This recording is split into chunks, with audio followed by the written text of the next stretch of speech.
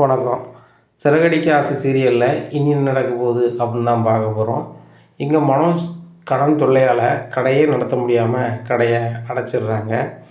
இப்படியா இருக்குது. இந்த சூழ்நிலையில் வீட்டில் இருந்தால் சரி வராது அப்படின்னு சொல்லிட்டு நேராக கிராமத்துக்கு பாட்டி வீட்டில் போய் இருந்துடுறாங்க. ஏன்னா இங்கே வீட்டுக்கு மனோஜமே கடங்காரங்க தேடி தேடி வராங்க. இப்படியா இருக்குது. அங்கே இருந்துக்கிட்டு ரோகிணிக்கு கால் பண்ணுறாங்க. ரோகிணி என்னால் அங்கே இருக்க முடியாது அப்படிங்கிறாங்க. மனோஜ் அப்போ எங்கே போயிருக்கீங்க அப்படிங்கிறாங்க. பாட்டி வீட்டுக்கே போயிட்டேன்.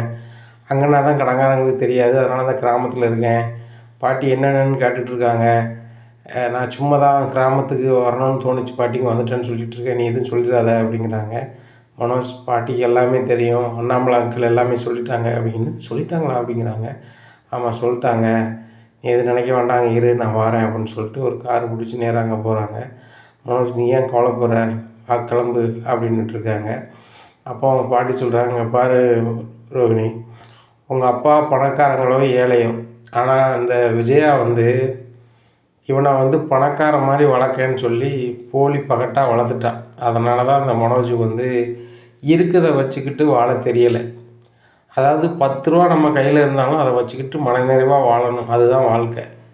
10 ரூபா தான் இருக்குது, இன்னும் 100 ரூபா வேணும் அப்படின்னு ஆசைப்பட்டோம்னா மனநிறைவே வராது. அந்த மனநிறைவு இல்லாமல் தான் இந்த மனோஜ் இன்றைக்கி இந்த அளவுக்கு கஷ்டப்படுறான். ஒரு ஊராக கடன் வாங்கிட்டு ஒரு வாய் கஞ்சியை வீட்டில் நிம்மதியாக குடிக்க முடியாமல் இருக்கான். அதுதான் அவனோட நிலைமை. கூட பிறந்த அண்ணன் தம்பிகள் இப்படி சப்போர்ட்டாக யாருக்கும் கிடைக்காது. அந்த ரவியாக இருக்கட்டும், முத்தாக இருக்கட்டும், ரொம்ப அன்பாக இருக்காங்க. அதை புரிஞ்சுக்கிடாமல் இந்த மனோஜ் இருக்கிறதும், மூத்தவனாக இருந்து தம்பிமாருக்கு அனுசரணையாக இருக்கணும்.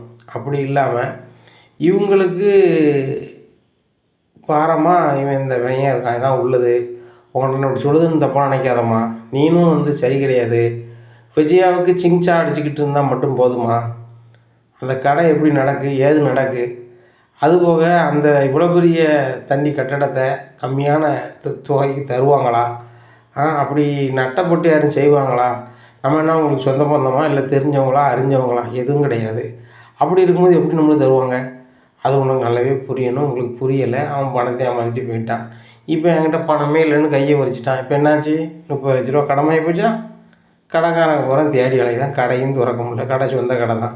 திறந்ததால 2 ரூபா காசு வருமானத்தை பார்க்கலாம். மாதம் அண்ணாமலைக்கு 50,000 கொடுக்கணும்னா ஒத்தாயிரத்தை கொடுக்கறதுக்கு அங்கே வழியும் இல்லை. சங்கடத்தில் இருக்கான். நான் ஒன்று செய்தேன்.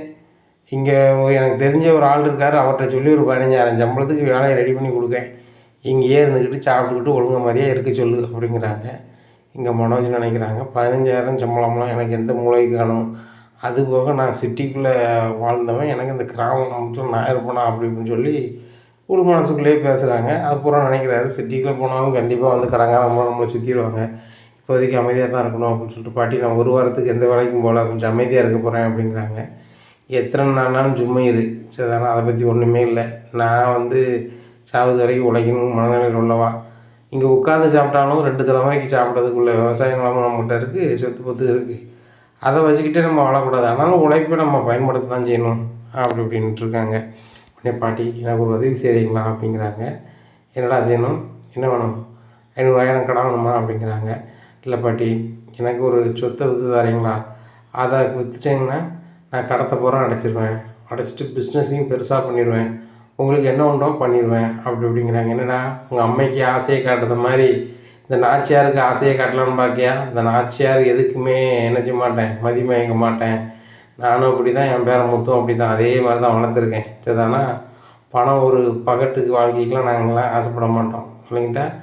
நீ நல்லா இருக்கணும், அதில் மாச்சிக்கிறது இல்லை. நிதானத்துக்கு வா, ஓம் பங்க உனக்கு பிரித்து தரேன். நீ விவசாயம் பண்ணுவியா, இல்லை அதை வச்சு வேறு முதலீடு பண்ணுவியா, அது இன்னும் பண்ணிட்டு போ. ஆனால் நிதானத்துக்கு வரணும். நிதானத்துக்கு வராமல் உனக்கு யாருக்கும் சொல்லாமல் ஒன்று விற்று கொடுத்துக்கிட்டு மற்ற பிள்ளைகள்கிட்ட நான் பொறுப்பேற்க மாட்டேன். உங்கள் அம்மா ஒன்றையே வசதி பேசுவா, மற்ற 2 பிள்ளைகளையும் தாழ்த்தி பேசுவா. அந்த பழக்கம் எனக்கு கிடையாது. 3ம் பேரன் தான், கட்டிட்டு 3ம் பேத்தி தான். மீனாக்கிட்ட நல்லா பேசுவோம்னா அவள் நல்லா உபசரிப்பான்.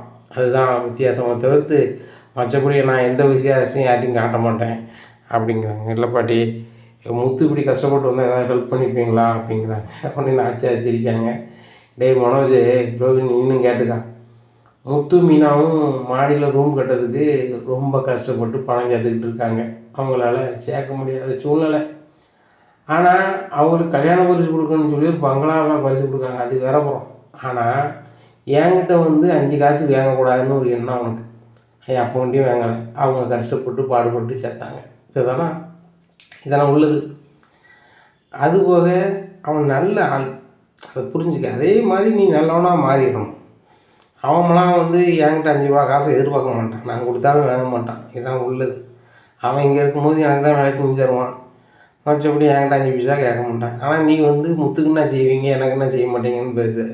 இந்த பிரித்தாளுங்களுக்கே பண்ணாத. வெள்ளைக்காரன் தான் ஒரு நாட்டை ஒரு நாள் காலகட்டத்தில் நாட்டை ஆளதுக்கு பிரித்தாளுங்களுக்கே பயன்படுத்தியிருக்காங்க. நீனும் அப்படி பயன்படுத்தாத. எல்லாம் ஒன்று தான் இந்த பாட்டிக்கு, புரியுதா? உனக்கு சொத்து வேணும்னா உன் அண்ணன் தம்பி 2 பேரும் அவனுக்கு கொடுங்கன்னு சொல்லட்டும், இப்போ விற்று கொடுத்துரும், ஒன்றும் பிரச்சனை கிடையாது. அப்படிங்கும்போது ரவிக்கு கால் பண்ணுறாரு மனோஜ். டே ரவி, கிராமத்தில் உள்ள சொத்தை ஒன்று விற்கணும்டா அப்படிங்கிறாங்க. ஏன்டா, அதெல்லாம் நல்லா தானே விவசாயம் போயிட்டுருக்கு, ஏன் விற்கணும் அப்படிங்கிறாங்க. இல்லைடா, அந்த சொத்தை விற்றோம்னா எனக்கு தொழிலுக்கு ஆகும் அப்படிங்கிறாங்க. உடனே ரவி தேய்ச்சிட்டு ஃபோனை வச்சிடுறாங்க. உடனே முத்துக்கு கால் பண்ணுறாங்க. முத்துக்கு கால் பண்ணி இந்த மாதிரி சொத்தை விற்கணும் கிராமத்தில் அப்படிங்கிறாங்க. அதனால மனோஜ் சொல்கிறாங்க, முதுதொலி விஞ்சு போகும், அது தலைமுறையாக அந்த சொத்து அப்படி இருந்துகிட்டு இருக்கு. விவசாயத்தை என்ன செஞ்சிட போகிற, இன்னொரு ஆள்கிட்ட கொடுக்க போறியா?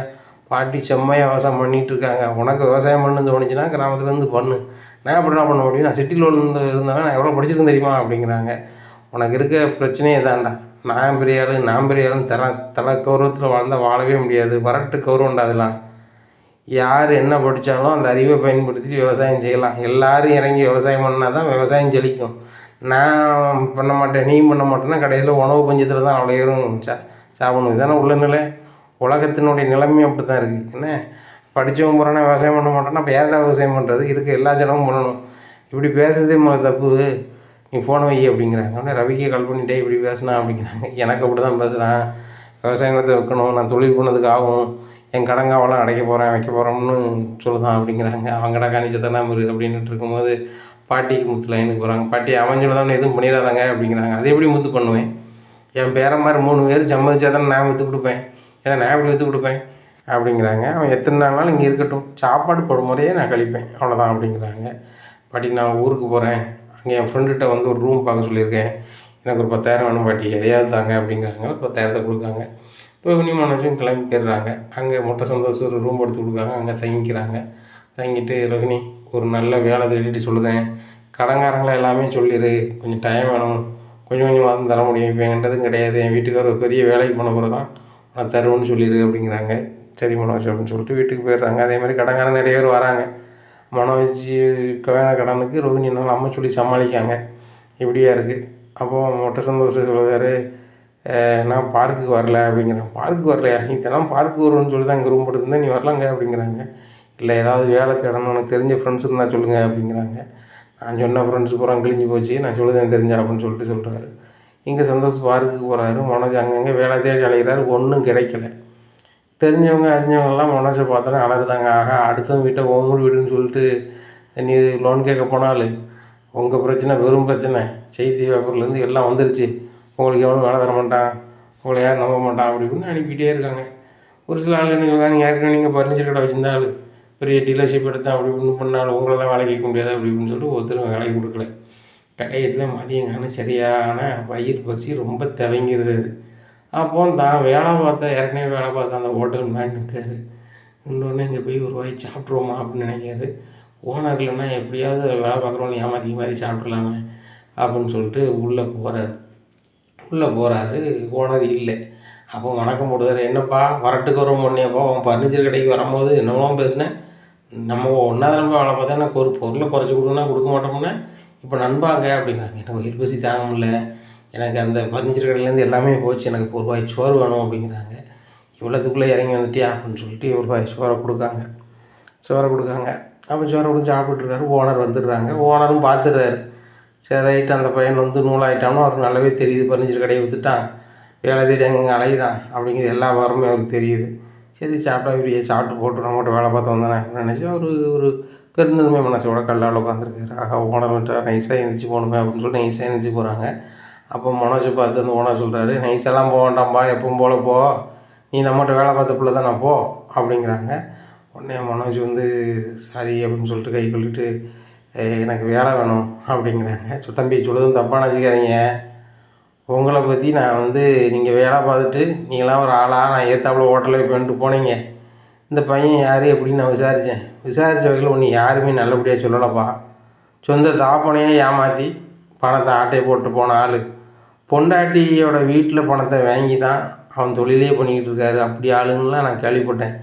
அதில் இன்னொரு ஆள் வீட்டை உன் வீடுன்னு சொல்லி வாங்கிட்டேன் வச்சுட்டோன்னு லோன் கேட்கலாம் போயிருக்கு. உன் கதை பெரிய கதை ஸ்டேஷனுக்கு அங்கே இதுன்னு பயங்கரமாக பரவிட்டு ஒன்றி நான் வேலைக்கு வச்சோம்னு வச்சுக்கா 4 பேர் எண்ணி தான் காரிட்டு போவோம். அது ஆகிக்கூடாது.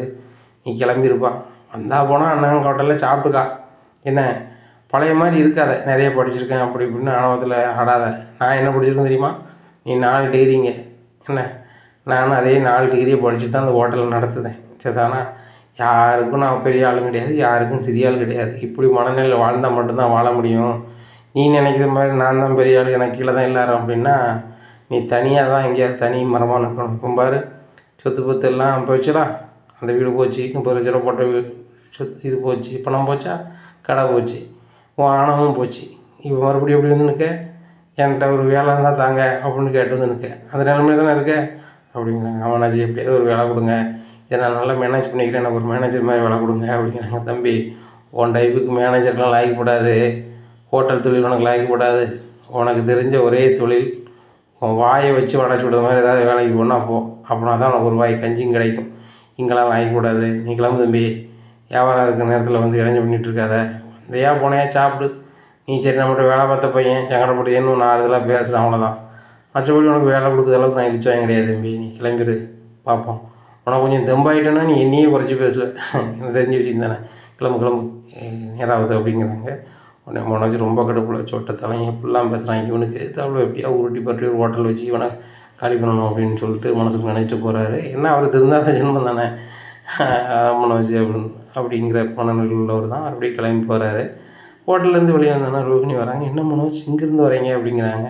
இல்லை ரோகிணி சரியான வயிறு பசி உள்ளே போய் சாப்பிட்டேன், வேலை கேட்டேன், கழுவி ஊற்றுறான் அப்படிங்கிறேன். அப்புறம் கழுவி ஊற்றாமல் இந்த ஹோட்டலில் வேலை பார்த்துட்டு அந்த ஓனருக்கு முன்னாடியே நான் வந்து பெரிய கடை வைக்க போகிறேன் அப்படி இப்படின்னு சொல்லி மாயாஜாலம் பேச்செல்லாம் பேசிட்டு மறுபடியும் அவன்கிட்ட வேலை கேட்டால் கருத்துப்பு தான் செய்வான் அப்படிங்கிறாங்க.